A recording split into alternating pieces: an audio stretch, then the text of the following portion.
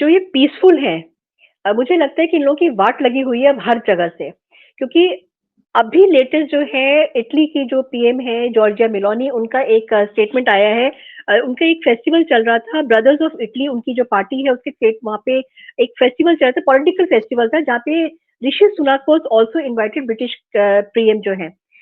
वहां पे मेलोनी ने एक ऐसा स्टेटमेंट दिया है जो कि बहुत ही मतलब स्ट्राइकिंग है। उन्होंने कहा है कि no place for Islam in Europe because there is a problem of compatibility.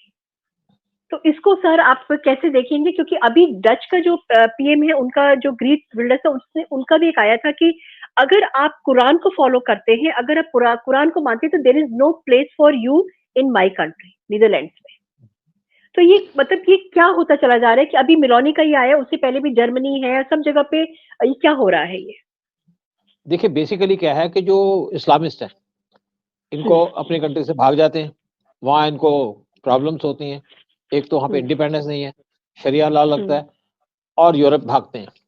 Europe भाग के इनको वहाँ पे लिबर्टी मिल जाती है, एक खाना पीना फ्री हो जाता है, मतलब इनको पेंशन स्टार्ट हो जाती है जो अनएम्प्लॉयड होते हैं, फिर बच्चे पैदा करते हैं और वहाँ पे फ्रीडम मिल जाती है।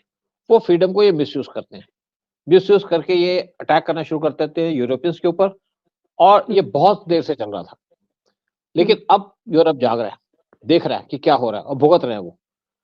पहले ये ग्रीस के थ्रू जाते थे, वहां पे ग्रीस ने अपने बॉर्डर को सील कर दिया और जाते थे टर्की में, टर्की से ग्रीस में घुस करके यूरोप पे चले जाते थे।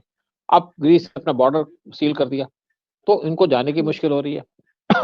तो जो मेलोनी की स्टेटमेंट है, क्योंकि मेलोनी नई अभी इटली की प्राइम मिनिस्टर बनी है और आते ही ये बड़ी चर्चा में, एक इनकी यूनिक पर्सनैलिटी है, एक जो इनका प्रेजेंटेशन है वो है, और फिर बड़ी बोल्ड स्टेटमेंट देती है।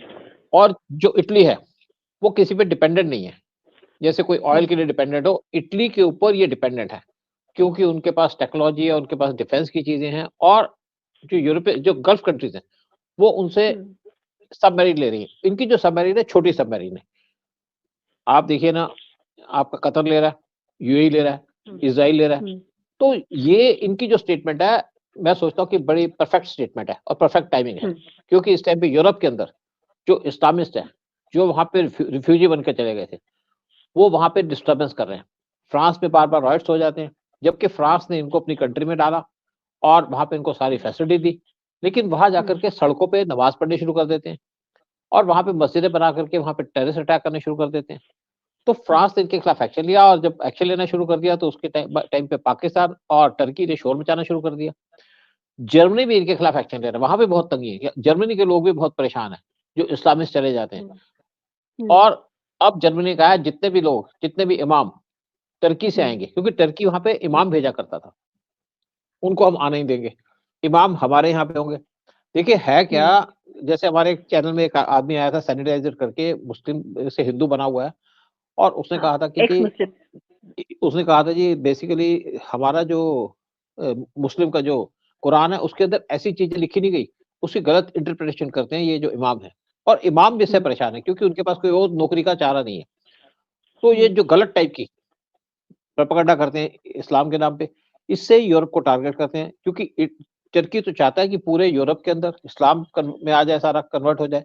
और टर्की जो आपके प्रेजेंट प्राइम मिनिस्टर प्रेजेंट है टर्की के, वो तो हार्ड लाइन इस्लामिस्ट हैं और इसी ऊपर काम करते हैं।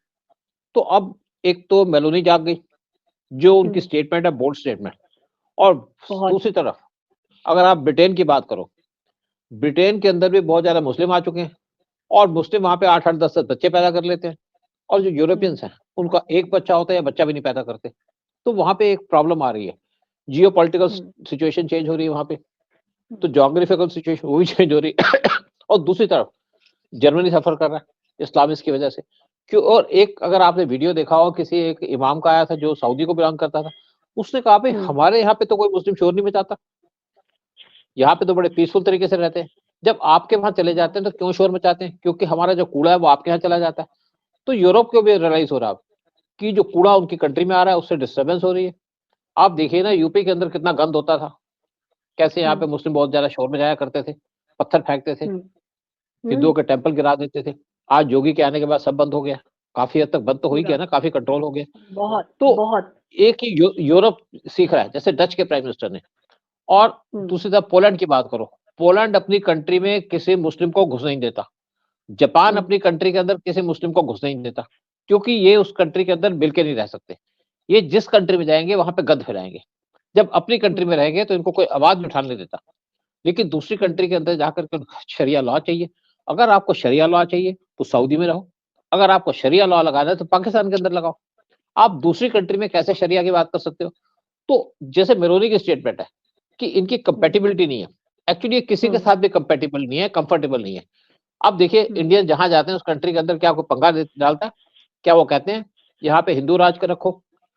यू ब्रिटेन के अंदर एक हिंदू प्राइम मिनिस्टर बना है, ब्रिटेन के अंदर उसने हिंदुइज्म नहीं फैलाया, या वहां पे कोई हिंदुइज्म की बात नहीं की, अपनी पूजा करता, वो अलग बात है, लेकिन वहां पे हिंदुइज्म तो नहीं फैला रहा ना।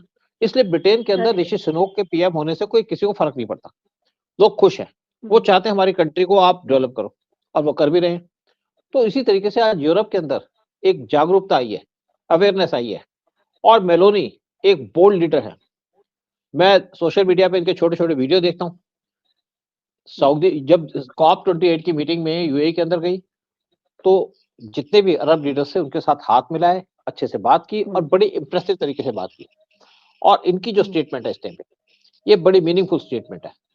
उन्होंने कहा जी आप यहाँ पे हमारे कंट्री के अंदर यहाँ पे शरिया लॉ की बात करते हैं, और जो लोग बात करते हैं शरिया लॉ की वो सऊदी से आते हैं, क्योंकि सऊदी वहां पे मस्जिदें बनाता है, उसके लिए पैसे देता है। और दूसरी तरफ ओमान, आप दूसरी तरफ आपका कतर, वो भी यही काम करता है, इस्लाम फैलाता है। और अपनी कंट्री के अंदर यहाँ पे कोई बात करे किसी भी टाइप की तो उसको गोली मार देते हैं, उसकी गर्दन काट देते हैं। लेकिन यूरोप में जाकर के ये एक तरीके से डिस्टर्बेंस क्रिएट कर रहे हैं। और ये जो स्टेप लिए हैं इटली ने, जर्मनी ने, फ्रांस ने, और अब ब्रिटेन भी ले रहा है, इससे इंडिया के अंदर जो सिचुएशन है, यानी कि यहाँ पे कहते हैं ह्यूमन राइट वायलेशन है, अगर आप मुस्लिम के ऊपर कोई आवाज उठा दो तो हमको सपोर्ट मिलेगी। और ये सब कंट्री ये चाहते हैं यहाँ पे भी जैसे योगी राज है, उसी तरीके से अपनी कंट्री के अंदर योगी राज को लाना चाहती है, ताकि जो वहां पे मुस्लिम फंडामेंटलिस्ट है, ये जो फंडामेंटलिस्ट हैं ये फेक फंडामेंटलिस्ट हैं। अपनी कंट्री में तो कोई फंडामेंटलिज्म है नहीं। अगर आप सऊदी में बैठे हैं तो आप शरिया लॉ करिए, आप यूरोप में जाकर के शरिया लॉ की बात करते हैं, उनकी जो क्रिश्चियनिटी है उसको चैलेंज करते हैं। इंडिया के अंदर भी ये बात होती है। तो मेलोनी की जो स्टेटमेंट है, या मेलोनी ने जो कुछ कहा, मुझे लगता है कि ये एक नया रास्ता खुल गया यूरोप के अंदर मुसलमान को बैन करने का।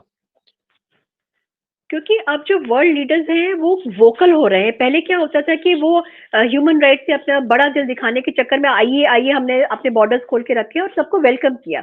वेलकम करने के बाद में समझ में आ रहा है कि ये लोगों ने कितना गदर काट के रखा हुआ है उन कंट्रीज में जहां पे इन्होंने अपनी पॉपुलेशन जो है बिल्कुल कैसे होते मशरूम की तरह बढ़ाई है।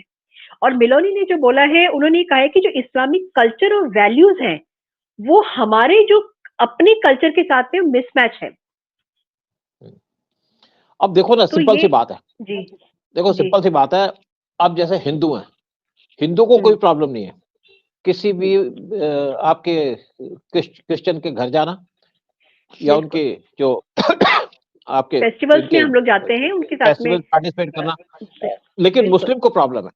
और दूसरी बात है कि ये कहीं एडजस्ट नहीं करते, हम सब जगह एडजस्ट करते हैं। और इसलिए आज इंडिया के जो हिंदूज हैं, इससे किसी को प्रॉब्लम नहीं है, प्रॉब्लम है मुसलमानों से। और इनके जो फ्रंट रनर्स है वो है टर्की और पाकिस्तान, और इसलिए इनको बैन किया जा रहा है। कोई कंट्री नहीं अपने कंट्री के अंदर मुस्लिम चाहती, क्योंकि आप किसी के साथ मिलकर रह ही नहीं सकते।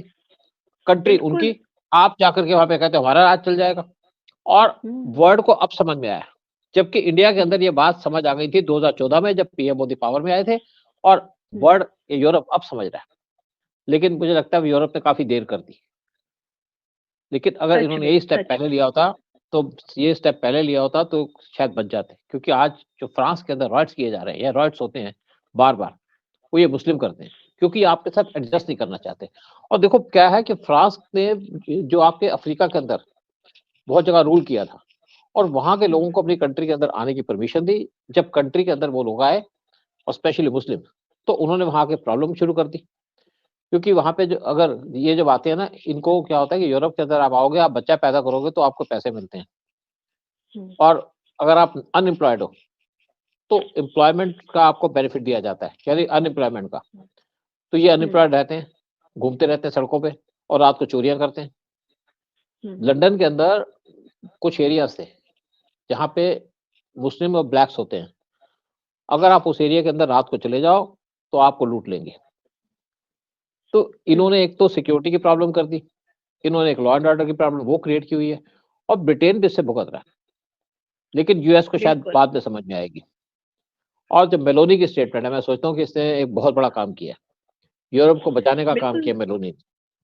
बिल्कुल, क्योंकि इनका जो आइडियोलॉजी है ना वो एडजस्टमेंट की नहीं है, वो अपनी पावर दिखाने की है कि हमारी पॉपुलेशन बढ़ गई है, हमारा नंबर ये बढ़ गया है, तो हम अब मेजोरिटी में आ गए, तो आप हमारे हिसाब से चलिए। मतलब किसी भी एक क्या कंट्री में हुआ, जिसमें कहते हैं हाँ थाली में खा करके उसी में जी। देखो क्या हुआ कि जो पैलेस्टीनियंस पे तरस खा गए ना, डेनमार्क ने हम्म अपनी कंट्री के अंदर हम्म 300 से 50 350 पैलेस्टीनियंस को ले लिए, बेचारे गरीब आदमी है, मरे हुए हैं, सब कुछ है। हम्म तो ये वहां पे रहे, और इन्होंने अगले 10 से 20 साल के अंदर अपनी पॉपुलेशन बढ़ा ली, बच्चे 8-8 पैदा कर लिए, काम कोई करता नहीं था। तो बाद में उनको समझ में आया कि ये तो हमारे पे लाइबिलिटी बने हुए हैं, और जहाँ पे चोरी हो करेक्ट। वहां पे पैलेस्टीनियंस वहां पे है।